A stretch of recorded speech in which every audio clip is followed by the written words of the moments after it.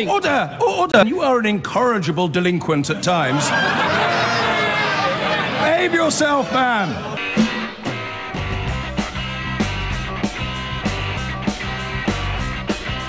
I've been going out with a girl, her name is Julie, but last night she said to me when we were watching telly. Philip in Sandbach in Cheshire. Hi, Philip. Oh, hello there, Sheila. The greatest threat to the Western democracies are the immigrant ghettos which are around us. These immigrant ghettos are using our first-past-the-post system, our political and legal systems, to actually damage and undermine our democracy. Can you describe one to me and tell me where they are, these immigrant ghettos? Yes, if you look, for example, around England, look at Bradford, look at Brixton, look at Tottenham. These areas have selected councillors, elected councillors and MPs who are nakedly partisan. Each of these areas has councillors and MPs who represent the views of people from their own ethnic and cultural groups. But they can also turn the system against us. Look at, for example, the hate legislation. That was clearly done to appease the Muslim community. We are losing our right to freedom of speech. How are we losing our right to freedom of speech? Because the purpose of the hate legislation was to try and prevent us from insulting Islam. Well, all right, Philip, just a minute. Why would you want to insult someone else's religion? You can challenge it, you can say you don't believe in it, you can say it's fairy tales, but why would you want to just insult people? Sheila, I happen to be a devout Roman Catholic. We Catholics are insulted, mocked and ridiculed all the time. Yeah. Now, there could be all sorts of reasons for doing that. Some people, some journalists do it purely out of fun. But to be honest with you, Philip, the legislation around hate speech, in theory, protects you as much as it protects a Muslim, as much as it protects a Jew, as much as it protects a Sikh, because it's not about silly jokes or saying you disagree with the religion or poking fun at someone. It's about hate speech. It's about describing people and denigrating people simply on the basis of their faith or their colour or their gender. Look, Sheila, I understand that. I happen to be both an East African Asian and a Goan, so I come from a minority community. But if you look at the case of Lauren Southern, that American girl who was prevented from entering the country, the laws are not being applied. They are being applied asymmetrically. It's clear that the authorities feel they have to protect Muslims because they're afraid that if they don't, the consequences could be violence and unrest. So that is the greatest... Or because Muslims, like everybody else, deserve protection from hate speech.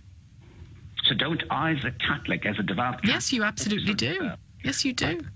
But nobody's going to protect me. If somebody were to mock and ridicule the Pope... No, mocking and ridiculing is not hate speech.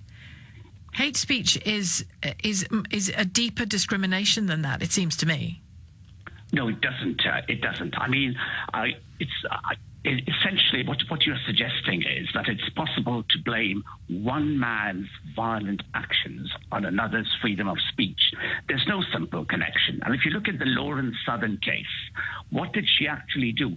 She distributed leaflets in Luton, which might have been deeply offensive to Muslims. I don't deny that. But is that a sufficiently serious... So attacks on our free speech, says Philip, is what's the real threat to our democracy. Tim's called from Warwick. You've got your eye on the Middle East, Tim. Yes, hello, good afternoon. I think my eyes are everywhere. In fact, I went out this morning to look at the beautiful sky, and here's one of the threats: chemtrails. They're dumping all sorts of poison on us and depriving us of a sunny day. No, the Middle East, I think Putin, he should be thanked so much for helping the spread of this most evil of terror organisations, IS, which largely, I believe, has been sanctioned by this deep state. The white hats, many people have tried to make them to be out to be heroes. I would like... Well, I think they are, Tim. I'm not quite sure where you're taking the conversation. Who's the deep state? Are we talking in America, or are we talking in the UK, or...? I think we're talking fairly universally, the way that we're managed. So there is no democracy? There is no democracy to threaten, in your view? There are aspects of democracy, Sheila, but open democracy, no. And we see it from the left. Again, these are the aspects of the useless fools. They hate people's free speech. You don't think that... Hang on. Look at this country in the last few years. You think there's no democracy? Look what happened after the... But look what happened after the Brexit vote. How quickly did David Cameron go? He knew he couldn't stay. Well, because I think he was probably quite surprised he lost. Yeah, but he listened to what the people had said. Yeah, that's democracy, isn't it? That's a man who reads democracy. You mentioned, Sheila, you just brought up Brexit, but look at all the Ramonas. They seem to just be unable to accept, despite all their fear-mongering, and the sky hasn't fallen in dust yet, and it won't. Where is their respect for democracy? And the House of Frauds, I mean the House of Lords. Oh, Tim. Well, I'm a... Yes, yeah, come on. Wait, have I gone back to 1984 in the Junior Common Room? Well, if we look at modern politics today, I think we've regressed even further. Well, I just think sneering at everybody isn't the answer, is it? Thank you for your call, Tim. Tim in Warwick. On the streets, the lead-up to today's events has been tense and angry. This was the old city of Jerusalem at the weekend. Nationalistic Israelis parade every year through the overwhelmingly Palestinian Muslim quarter to celebrate Israel's capture of East Jerusalem from Jordan in the 1967 war. Mostly it was noise and insults. Sometimes it boiled over. No one is saying that Arabs can't live here. God forbid, of course they can live here. But sovereignty is a different story. You find it hard to say the word Palestinians, don't you?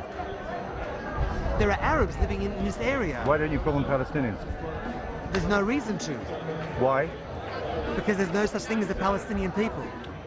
There never has. Robert in Eastbourne, hello there. Hello, how you doing? I'm okay, thank you. I'm a bit traumatised by the Jared Kushner speech, but otherwise well. Well, you know, look, I agree with the last caller, to be honest. You know, look, you can't... We're living in times now when... I mean, yourself, and I think you're quite fair generally, Sheila, compared to, let's say, James O'Brien, who should change his show to the Let's Bash Donald Trump for an hour.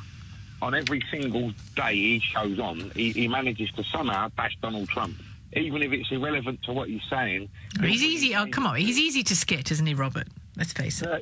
But you say that, right? And in the same breath, you're saying, well, quite understandably so, the Palestinians. Look, you can't. Sometimes when you feed that kind of, you feed that behaviour, you're kind of guilty for making it. What behaviour? It's not understandable that the Palestinians are chucking petrol bombs and stones at the Israelis. No, I didn't say that. I said it's understandable from their perspective, that their anger is understandable completely to me. Is their anger understandable? Yeah, it is, yeah. Well, do you think they've got the right to fire rockets into Israel? No, I didn't say... Hang on. I didn't say their violence is justified any more than sometimes I think Israel's violence is justified. Anger is justified. Don't you think you justify their violence by saying understandably so? No. I mean, I don't. I don't. I'll tell you why. I think Jerry Adams' anger was justified. I don't think a single act of terrorism was justified. There you go. That's the difference. Look, but what proper difference, real difference. You'll say it's justified in a sympathetic tone, and then you'll say, then the Israelis fired back. Well, I tell you what, if you chuck stones and petrol bombs at me, I'd fire back at you if I had a gun in my hand. If you fired missiles into my back garden, I'd fire them back tenfold. I mean, every time the Israelis do something, they're demonised, and they spoke about... I agree with the last caller. I think they just want their country to run... you know, smooth and yeah, but I don't think anything I've said this hour has demonised the Israelis. Well, I'm not saying you personally, Sheila. I said out of all the types of like radio presenters, you're probably one of the best. You and Iain Dow, but you know, come on, it's sometimes it's let's bash everyone, but these people, come on, the Palestinians are warmongers at times, you know what I mean? They're not willing to sit down. Any time there has been a peace process spoke about, it's trashed and it's ruined, and then they'll commit an act of violence and then scream at the world when Israel fires rockets. Well, and I'm going to do that, seeing the other side for you, Robert, because there are those who say that the building of so many settlements against international law, against the spirit of various peace accords, is what's ruined the peace process, or as much as any violence from the Palestinian side. But, you know, it is too complex a situation, it seems to me, to boil things down to simplicities. It's too complex. It's too deeply set in history for that to be the case. Thank you for your call, Robert. Let's go to Gaza. Mikey in Southampton, you're on the radio. What are you going to say, Mikey? Good morning. Hello, Nick. Hi. I just want to chuck my truthful Christian hat in the ring here. Yes. And I'd like to voice my opinion about how the way it's been, I'd like to use the word manipulated to some degree. Go ahead. It's very one-sided that you have an announcement of all these deaths on the Palestinian side, and yet if you translated it round to the opposite side, for the sake of argument, and said 50 Jewish people had been killed, I wonder what the outrage would have been from that point of view. And I think the way it's been portrayed, it's almost been seen as the Palestinian, that their lives just don't matter. Well, of course, anybody's. Can I finish, Nick? Yeah, anybody's life matters, I would say, Mikey. Yeah, go on. And of course, you've got these authoritative figures like the Israeli ambassador being wheeled around, and it's battle damage. They're taking that battle hit, and the way I interpret it, they're saying, well, they've got knives, they've got these Molotov cocktails. They're throwing random words out without showing any real tangible evidence of those things. Well, I think you can see the video of the kites that some demonstrators, some Palestinians like to fly over, which have petrol bombs on. So there is video of that, but equally there is video of the extraordinary military presence that the IDF has in that area. Yeah. So what I'm saying is where's that there's no equality going on throughout this, and I think there's an underlying, if we're going to start doing the blame game, and this is what I want to touch upon, I think there's more of an underlying issue here. And I'd like to point out, please, let me have this opportunity to say, Nick, please. Yeah, but then I want to ask you a question, but go ahead. Well, ask me a question in a second when I finish what I wanted to say. Go ahead. Yeah, I've got that. You've got there's a lot of influence in all the systems of governments regarding this Jewish issue, and I'll give you an example. Well, this is an Israeli issue, really, but go ahead. Yeah, in the Houses of Parliament, in the lobby there, that's a Star of David that takes up the entire floor of the Houses of Parliament. Star of David. Right. So, is this the big Israeli conspiracy? Well, whether it's an Israel, I'm pointing at a fact. There's I'm not aware. Where is the Star? Where is the Star of David? I'm sorry, I haven't seen it. Where they interview, if you watch Channel 4 News, where they interview all the guests, all the politicians, they're stood in that main lobby, and you can look at it on the parliamentary website. It takes up the entire floor space of the parliamentary lobby. Oh, right. The Star of David. All right. Okay. You're speaking from. Can I ask you the question? Can I ask you the question now? And I hope you didn't, but if you had a father in a wheelchair, would you take him to such a volatile situation as the border between Gaza? Well, if he wanted to go, I'd take anybody anywhere. I think anyone's got the right to protect what they perceive as being their... You don't think with that level of violence it's probably best that Dad didn't go there? I condemn violence on any level, whether it's Israelis killing... So that's the position I'm not taking. But what I'm saying is that they... On the media, they seem to lessen the lives. It's almost like the Palestinian lives don't matter as much as the Jewish lives. Well, lastly, they would say they would point. Here we go. No, I just bring it. I was not quite sure what you said about the Rothschild. I don't really fancy a day in court making unfounded allegations. Some would say that Hamas put children, elderly people, women to the front of the line. If that were true, how would you respond to that? If it was true, could you say that again, please, Nick? Some people make the suggestion that Hamas deliberately moved children, elderly people, women to the front of the demonstrations to try and evoke public sympathy. If that was if that were true, how would you? This is just deflection. No, I'm saying if that I did preface it was if that were true, how would you respond? Well, I won't even answer a hypothetical question because it's like saying, what should we do if the fairies arrive? Well, what should we do? Now, that really is a big one, but I don't know. It's just a few minutes left. We've got time. Mikey, will you let me move on? Thank you. Harriet Baldwin, 700 days since we voted to leave, 400 since Article 50 was triggered, and only now a white paper next month telling us what it's going to be like. What have you been doing all this time? Well, we've been making a lot of progress, clearly, in terms of having triggered Article 50, in terms of discussing with our European partners what is the next stage in terms of the implementation period. As you know, we're leaving the European Union on the deadline that we just heard, but during the period in the run-up to the end of 2020, we're in an implementation period. Sure, but before we can move to that, we need to know what the deal is. Start negotiating free trade agreements. What progress have you made on the deal? Around the world. We've made good progress on the deal. So what's the customs union going to be like? So at the moment, as you know, the cabinet committees, the relevant cabinet committees, are looking at two potential solutions in great detail. Both of which Brussels says are not acceptable. Well, I don't know how they can say that because obviously the full detail is being looked at by the different cabinet committees. So you've made no progress on that?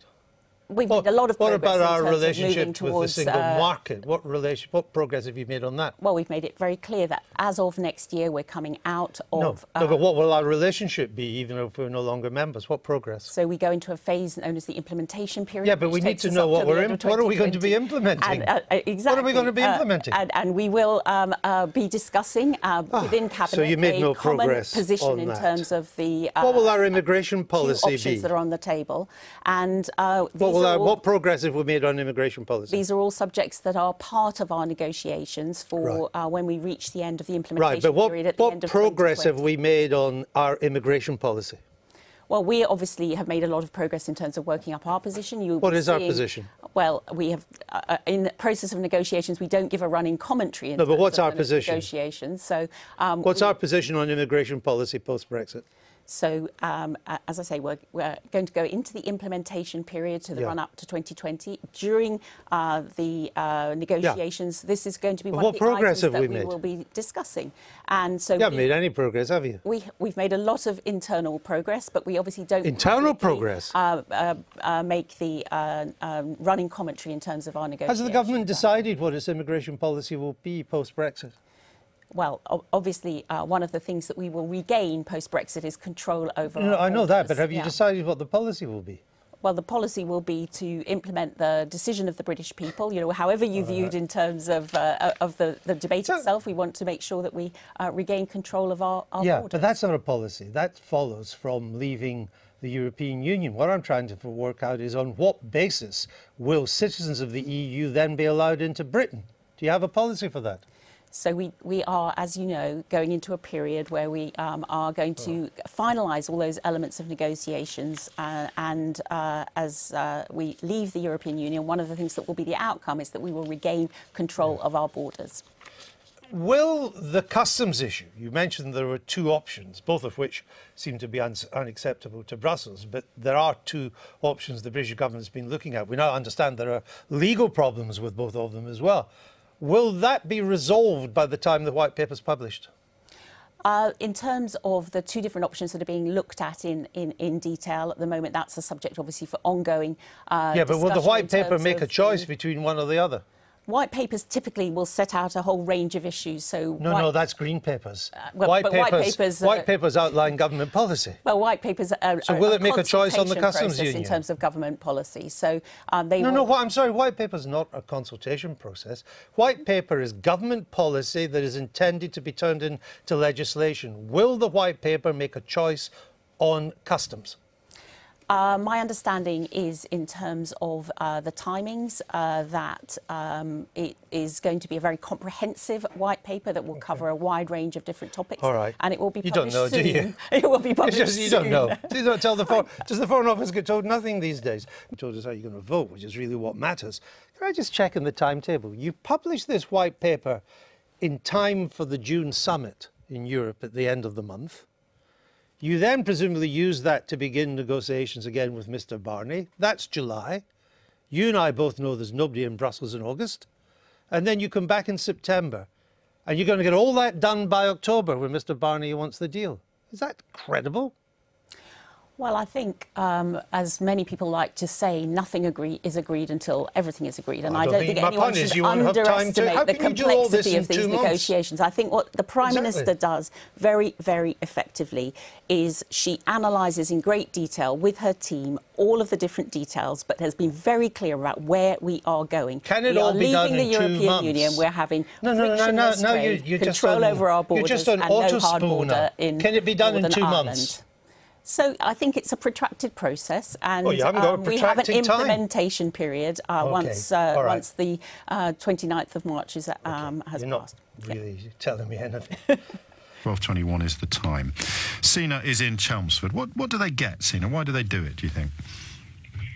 So I have my own business, and I do vote Conservative. I'm a member of the party. And so my reason for doing so is because the Conservative Party are a political party that are built on meritocracy.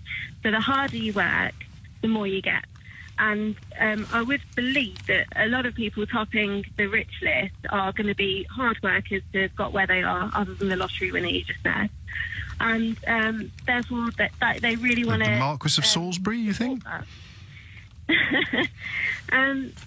I just think it's a way of supporting something that is built to support business. It's built to support those that work You just hard. sniggered. I just wondered how self-made the Marquis is. I don't know the fella, but is he self-made, the Marquis of Salisbury? I'm not going to say that 100% of that list is self-made. Did Lord Bamford found JCB, or did he inherit it from his dad? I'm not sure. It was just my perception. So who's your favourite example out of those 49 donors of the self-made business person? I don't know. You started me. I have no idea. Why did you ring in then? Because I own my own business and I vote Conservative, and that was my... Well, I didn't say give me a ring if you own your own business and you vote Conservative. I say give me a ring if you think you know why these people have donated hundreds of millions of pounds to the Conservative Party. And you said, I think it's because they're self-made business people. And I said, who's your favourite self-made business person? You said... No, I didn't say it's because they were self-made business people. What did you mean? Because I believe that they believe in meritocracy. So I felt that under Labour... it kind of eroded that. It doesn't matter how hard you work, you're still going to get money anyway. And there were a lot of people... What do you mean when you say it doesn't matter how hard you work? Because I didn't get any of that money. Where did it go? Well, I'm not talking about all fractions of society, but... Well, which section of society are you talking about then? I know. I've got friends that were better off on benefits than they were actually working. What benefits were they on? Housing benefit and child tax credits. So you think that people give millions of pounds to the Conservative Party because of your friends on housing benefit? No. Well, why bring them into it then?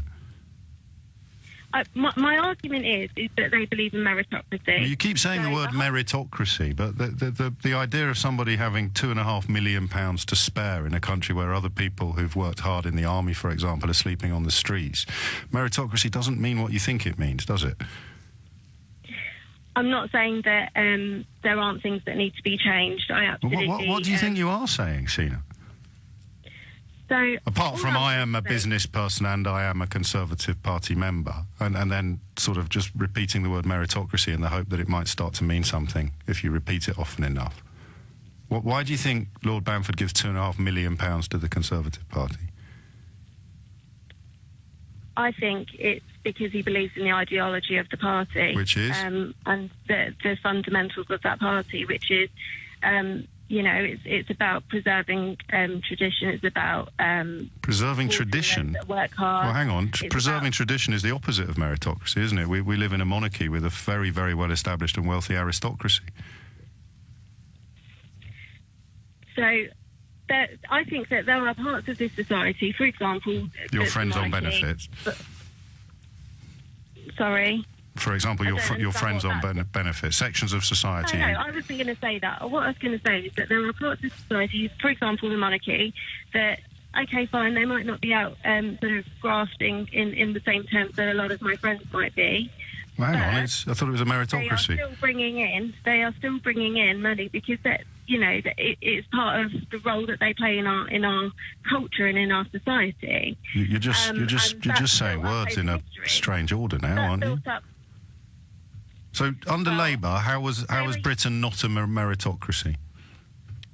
under Labour, it made it incredibly difficult for businesses to operate in a way where it was easy to employ people. Between 1997 and 2008, you think that our economy was performing badly? No, I never said it was performing badly. I'm just saying... Well, you thought it was performing worse than it has since 2010. As a small business, it's very difficult to employ people under some of the things that Labour brought in. For example? And I feel... For example? For example, the jobs that when you want to hire somebody, the bureaucracy that's involved in that. For example? The pension, Sorry? You don't really know what you're talking about, do you, Sina? I'm just saying what I believe. Whether it's right or wrong is another thing. It's my opinion. I think that we got there in the end. That runs their own business. Yes. I think that they believe in the Conservative Party because they are the party that do help businesses flourish. They are the party that... How? Again, I'd ask for an example. What's changed since 2010? Small business. So I do a lot of stuff with the SSB in terms of... The phone line's gone a bit funny now. Again, what's changed since 2010 that's helped you run your business? What's changed since 2010, sorry? Yeah, that's when we elected a Conservative Prime Minister. I feel that, yeah, so I feel that... Fact. Okay, so I started up my business 2.5 years ago, so I haven't got... So you've got no idea what it was like under Labour then? First-hand experience. So when you said to me a minute ago it was much harder under Labour, you were talking out of the top of your head? No, my mum and dad run their own businesses. So what's changed for them since 2010? How has it got easier to run a business since 2010? So the way that you pay corporation tax and so on... So you pay less tax? No, it's just simplified. How? So you actually end up... Because it's just a flat rate, so whereas before it was... you have thresholds to... So you pay less tax? No, I think I would have been paying more tax than... But you only set up your business 2.5 years ago. Yeah, so if you base it on the old model, if you looked at the modelling, I would have ended up paying more tax under Labour than under Conservative than I would under Labour. Well, hang on, bear your mind up. But what modelling is this? Well, there's no thresholds now, so it's just a flat rate. Yeah, OK. Have a great day. 28 minutes after 12. Why do you think Lord Bamford gives £2.5 million to the Conservative Party? And just have a little think before you ring in. And we don't have to pick on him. We could pick on any one of the 49 donors who didn't win the lottery before deciding that they were going to hand over their extremely hard-earned meritocratic cash to the Conservative Party. Alfie is in Bromley. Alfie, what do you reckon? Well, my first of all, first time caller, James, so hello. Hello, mate. I just wanted to float an idea out there, really, and it was just for your previous callers. They were talking about setting a threshold for these donations. What my concern is that if companies would be it'd be easier for companies to circumvent that threshold by creating sub-accounts through their staff and and getting their stuff in, and they're in a better position, I believe. The Conservative Party would be in a better position to do that, circumvent that threshold than the Labour Party. Yeah, I also this is sort of my inner. I don't know what the word is. We need new words, but the idea that government patrols what I can and can't spend my money on actually slightly perturbs me, even in the context of spending it on propping up governments. Do you see what I mean? It's just, I don't know that my naivety extends far enough to defend this point, but I'd prefer it if there were a few Labour donors on there. Then I would feel a lot more comfortable about the actual practice of it. But the almost unanimous destination of where this money goes from the richest people in the country, I can't help thinking that what helps someone with £1 million to spare politically is unlikely to help the rest of us. You see my problem. Yeah, I do see it, and I also think that there is a lot of support from say for instance the BBC, for the Labour Party, and it's very apparent. For Jeremy Corbyn. Yeah. You think the BBC is supportive of Jeremy Corbyn? No, well, the BBC, in general, are supportive of the Labour Party. Go on, give me an example. Well, there's Anything at all, and I promise I won't haul you over the coals, anything at all that you think demonstrates a bias in favour of the Labour Party that the BBC have done in the last 10 years? Go on. Well, it's different. You put me on the spot now. Well, no, mate, I didn't. I just repeated your own words back to you. Yeah, no, I appreciate that, but, you know... So go on, one example. I don't watch BBC anymore because, you know... Well, so what put you off? What was the thing that put you off that they did that was clearly biased in favour of Labour? Probably Jeremy Corbyn with Stormzy and, you know, high-fiving... That was on the internet, mate. That was done by a company called Joe. It was put on Facebook. Joe. It wasn't on the BBC at all. It was all over the BBC. Well, they reported they reported the leader of the Labour Party during the election campaign enjoying the biggest viral clip in history. Yeah, but I don't know that that's bias. And not just only on you know, but what I'm saying to you is that all I saw from the BBC were, you know, people like Jeremy Corbyn with people like Stormzy, who he knew had a political influence over young kids who didn't really have. What programme was that on? Sorry, this is the BBC I'm talking. Yeah, I know. What programme was it on? The news station. So they reported the news. They reported the news, yeah. Okay. How dare they? Bill's in Lancaster. Bill, what would you like to say? Yeah, hi. I just wanted to say I just think the wealthy donors just believe that a successful capitalist economy is in the best long-term interests of the country, and from their personal experiences they believe the Conservatives are the best to deliver that. I like that analysis, and it's by far the most gentle. Why don't they pay loads more tax voluntarily instead of giving it to the Conservatives if it's the national interest that inspires them? Like you said, Lord Bamford could have given £2.5 million to the Inland Revenue, couldn't he? And then it goes directly to nurses and to doctors and to roads rather than directly to the Conservative Party coffers. Yeah, that's a good point, but maybe they could do a bit of both would be good. Yeah, so why do you think they don't? I mean, if your theory is correct and they give all this money to the Conservative Party because it's in the national interest, why do you think they generally employ fairly creative and gifted accountants to reduce the amount of tax they actually pay to the nation?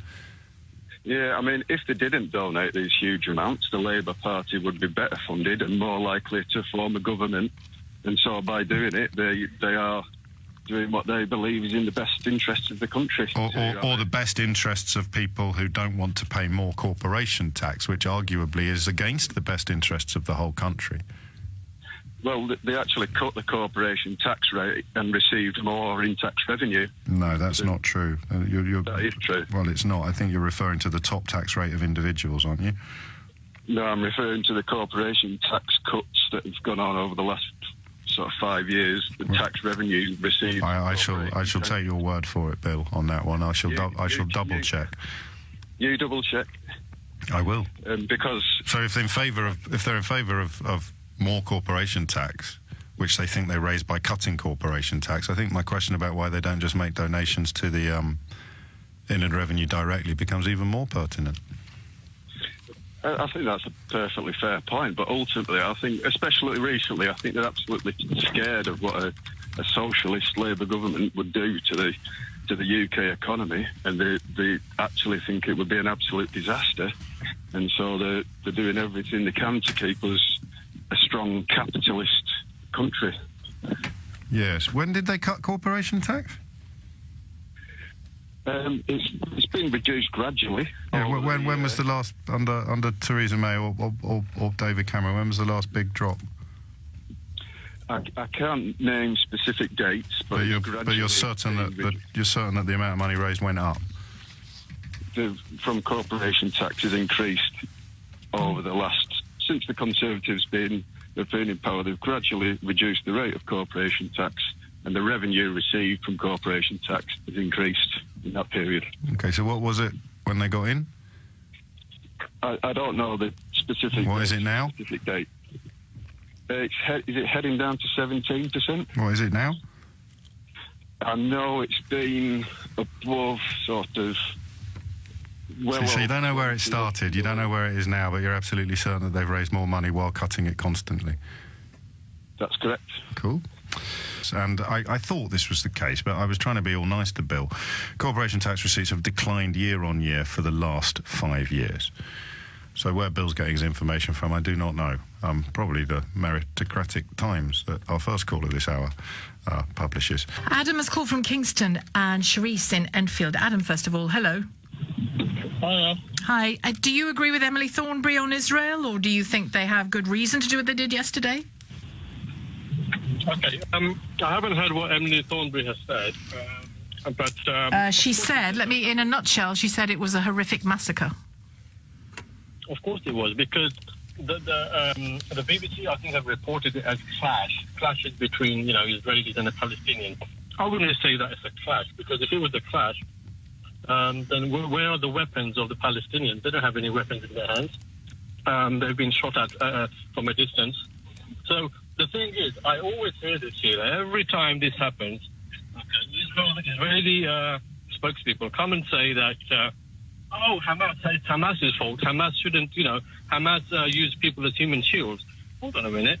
And that's like saying, okay, well, if, that it's okay to shoot Palestinians just because Hamas told them to go out and protest. This is wrong, Sheila. And also, is there anything you want to say? Sorry. No, go on. Okay, and one more thing, Sheila.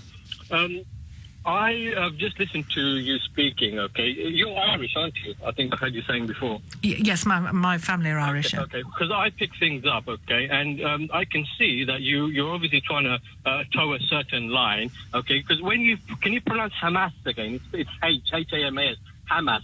Because you're not Jewish to me, because every time I hear you say Hamas, yeah? It just I actually say it both ways. What's my line? What does my H prove? Why do you say it both ways? It just shows completely accidental, actually, Adam. I don't think so, because your colleague Nick Ferrari said that as well, and he's Italian. So what? And what does my H reveal to you?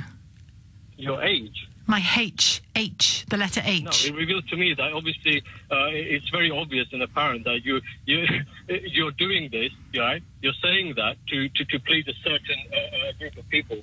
Okay. Which group of people? Sorry. Which group of people? I'm not. You're going to call me anti-Semitic now, but I'm not. I'm just basically stating out the obvious. Okay. You are going beyond the call of duty. You're going way beyond your duty now to basically protect what the Israelis did. You're saying. Did you listen to what I said between 1:05 and 1:15? No, I didn't. No, maybe I missed something. Oh, you missed a lot. No. Okay, but you missed a lot, because I'll tell you what I said. No. You've had your say now about how I pronounce the word Hamas. Let me tell you what I said. I said that I do believe that yesterday's actions were disproportionate, but I said that Emily Thornberry and Alistair Burt were right to want the United Nations to get an independent investigation into what happened yesterday. And I also agreed with Lord... Hang on, you've had your say. I also agreed with Lord Ashdown, who said that if something along these lines had happened in Northern Ireland, that those soldiers, the British Army would have been up for breaking international law. There you go. So that's what I said. And I also questioned Noor O'Day about Hamas's responsibility in all of this, or their responsibility as the political leadership in Gaza. That's what I said. So how does that serve Israel, particularly and especially? Yeah.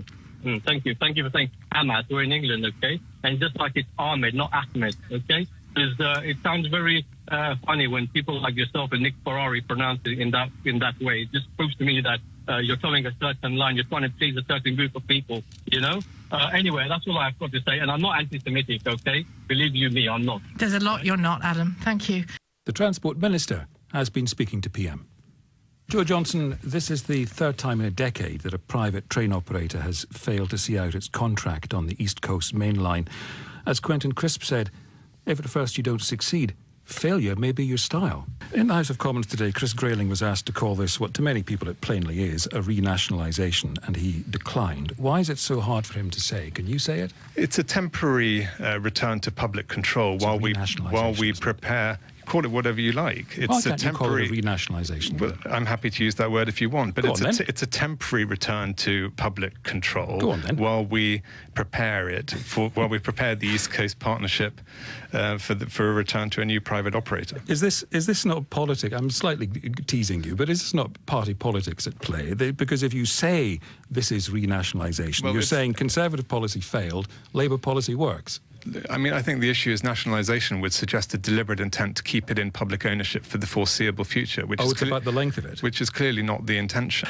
What do you think of what she said there? Do you think the government have done the right thing here from a public health point of view, or do you think it's essentially a political decision? That's what one of the betting companies is alleging. I'll read you out their statement, which they've just sent us in a moment. But first, let's talk to Rob Lyons, who's Science and Technology Director at the Academy of Ideas. Hello, Rob. Hiya. You're not a fan of this decision, I gather. No, I mean, I think it's, once again, it's somebody from on high probably doesn't really understand the attractions of betting and has decided that on the excuse that there are these things called vulnerable communities, to sort of clamp down on something that people see as a form of entertainment and enjoy it. That's why there's a certain popularity to these machines, and it's just completely unwarranted. What business it is of theirs how we spend our time and our money in order to entertain ourselves. Have you ever met somebody who's become addicted to these machines, or talked to anybody? No. Well, I have. I've talked to dozens and dozens over the years who phoned into the programme, and let me tell you, they all support this happening because it ruined their lives and they want to prevent other people's lives being ruined. Yeah, of course, but you will be able to find, and I have known people way before these terminals came in. One friend in particular who was a problem gambler and spent his evenings at the casino until he ran out of money for the month, and obviously that was a major problem for him, which he had to deal with. And problem gambling takes all sorts of forms. I don't think there's anything specific about these machines that means they are more or less problematic than any other form of gambling, and actually you're no more likely to lose loads of money in a short time than you are in any other form of betting. At the end of the day, if you get involved in betting, you have to be able to accept the losses. But it's not about accepting the losses, is it? It's an addiction. And just as we regulate cigarettes and just as we regulate alcohol, why wouldn't the government regulate the operation of FOBTs, which really lead to addictions? Well, I think that, again, you can pick up on anything and... Well, I'm sorry, that's not an argument. It is, because... well, it's a pathetic one. The issue of addiction, a very, very complicated one, has everything to do with the individual concerned and a whole host of different issues, rather than the specifics of a particular way of gambling or drinking or anything else. So you think the government should stay out completely of regulating tobacco, gambling, anything? You're adopting an absolutist libertarian position. No, I'm not. I mean, for example, I wouldn't sell cigarettes or alcohol, or indeed allow gambling to children, for example. I don't think that's appropriate. They're not. Well, I suppose that's something. Well, I mean, I think but beyond that, I think we do have to at least give adults, have enough faith in adults to use these things as forms of entertainment, which the vast majority of adults do. Whether they play games or drink alcohol or smoke cigarettes, the vast majority of them do that in a responsible way, because they balance all the other things. Well, I'll tell you what, I would love to put a compilation of 2 hours of the calls that I've taken over the years and send them to you to listen to, because I guarantee that you'd change your mind. No, I think you'll find you'll talk, if you could then ask all the other people who use fixed odds betting terminals, online gambling, without a problem, enjoy that. Well, they're not talking about banning it, they're just talking about reducing the maximum stake. No. This is effectively a ban because it won't be economical, it won't be entertaining enough for the people who are playing these games, which are basically flip-of-a-coin games in a lot of ways, and they won't be financially attractive to betting shops to have the machines in there in the first place. Good. So it is a ban by any other means, and let's just be honest about it. All right, Rob, thank you. That's Rob Lyons from the Academy of Ideas. Well, what do you make of that? Well, not many of you agreed with our last guest, Rob from the Academy of Ideas. John in Preston, I think, is fairly representative. He says, what was Rob on about? That bloke hasn't got a clue. Tracy Crouch was listening to that. I won't tell you what she texted me in the middle of that interview. Anyway. When I'm travelling in Europe and I see armed officers, I feel safer. Well, yeah, OK, Harry, in Bedford. That's my contention. I've got time for one last quick caller, which is Hazel from Sandhurst. Good evening. Hi, Nigel. Yeah, I think it's time for the police to get tough. For so long now, they've been much too PC. We've got too soft, and it's just got silly. I don't feel safe anymore. I haven't been to my hometown in Reading for 5 years because I don't feel safe. I travel to work 2 times a week across country, so I live in a semi-rural area. Yep. I go through 4 villages to get to where I need to work, and I've never, ever, in that 2 years, seen a police car until today. And I actually, when I got home, I said to my partner, guess what I saw today? I heard the first cuckoo of the year, or saw a swallow arrive, or no, I saw a policeman. Well, Hazel, I think one thing a lot of us agree on is whether they're armed or not.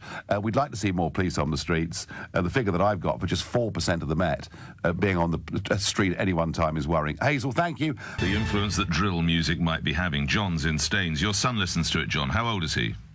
He's 11 years old, Nick. Morning, Nick. Morning, Nick. He's 11? Morning. Crikey. 11, yeah. Well, what happened was, I'm coming the other day, he was on his iPad, and I heard this music, and I said, what is it? He went, oh, that's what everybody's listening to. Right. I said, no, you ain't listening to it. I can't believe for 1 minute that these people are coming on the airwaves and saying it doesn't affect or influence their kids. Music, fashion. I was part of the acid house scene. Right. It influences you. It does, without a shadow of a doubt. So when you've got people coming on the airwaves from wherever, black, white, yellow, pink, blue, purple, I don't care, saying it doesn't influence. Fashion, music influence people. And this drill music is telling people to go out and stab him, do this. Take it off the airs, Nick. Take it off the airwaves. Do you want to ban a creative media such as music? Do you seriously want to ban creative media? I'm not saying it's not creative. It's inciting. It's telling people to go out and use a knife. And you may well be right. You're telling me that you think someone will go and stab someone as a result of this music. Listen. If we can take the music off the airway, I'm not saying take all the music off the airway. I know you. No, I realise that. Do you know what I mean? There, I'm just saying. What I'm saying to you, we've got 64. Is it 64 this year so far? They've been influenced. It's not all stabbed. Go on. Yep. I just have to put that. Yeah. Murdered. Know what I mean? Murdered, stabbed, whatever.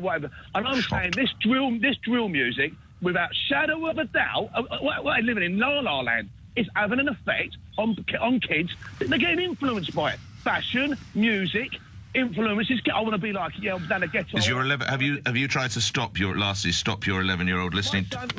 My son now, without shadow of a doubt, is off the iPad at a certain amount of time. I can't be with him 24/7 a day. No, what I do, I'll tell you what I do, right? He goes to motocross.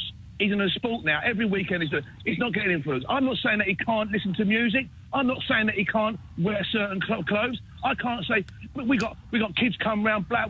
It's not about that. It's about certain things in the world are influence our kids to go out. And if you can stop that by just a little bit, by a fraction, whatever it is, then I'm all for it.